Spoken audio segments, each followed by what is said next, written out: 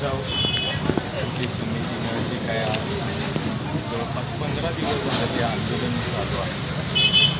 आंदोलनाचं स्वरूप बदलून आज उपोषणात जाते तरी प्रशासनाला जाग येत नाही.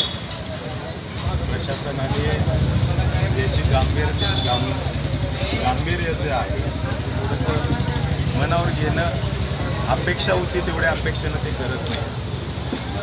म्हणून मी एक नागरिक म्हणून, मोहोळचा रहिवासी म्हणून, माझ्या मोहोळ तालुक्यातला एक जागरूक सुज्ञान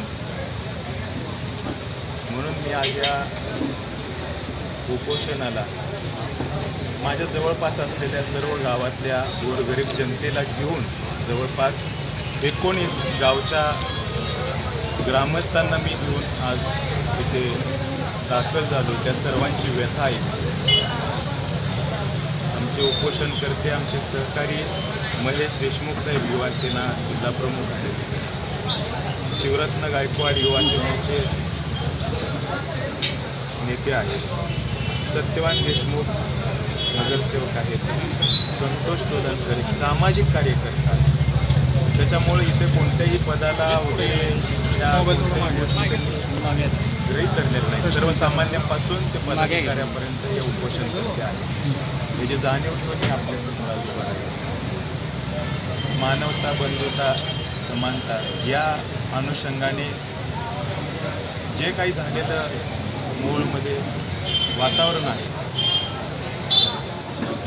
त्या अनगरचं अपर तहसील कार्यालय रद्द व्हावं ही सर्व नागरिकांची भावना आहे.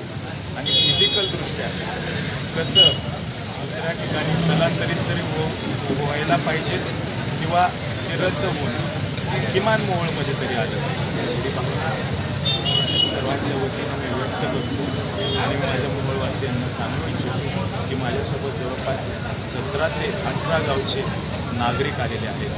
देणकी, मिरी, वटवटे, आरबळी, त्याच्यानंतर कामती खुर्द, वाघोलीवाडी या सर्व भागातील माझे सर्व नागरिक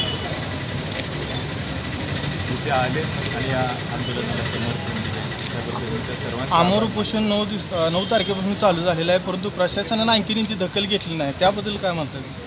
ते दखल घेतली नाही म्हणून तर आम्ही सर्वजण आता इथेपर्यंत आलो. आम्ही सर्वांचं, यांचं पण कर्तव्य आहे, माझं पण कर्तव्य आहे आणि आज पत्रकार बांधव तुमचं पण कर्तव्य आहे. ह्याचा लढा हा कुठं ना कुठंतरी न्यायापर्यंत गेला पाहिजे.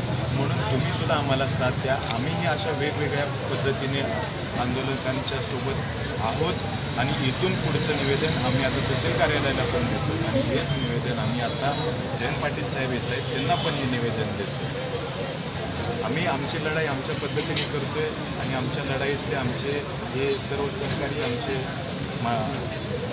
आंदोलक हे आमचे आयडल असणार आहेत भविष्यात. समजा तालुक्यातून विरोध होत असताना तरीसुद्धा प्रशासन याकडे दखल घेत नाही.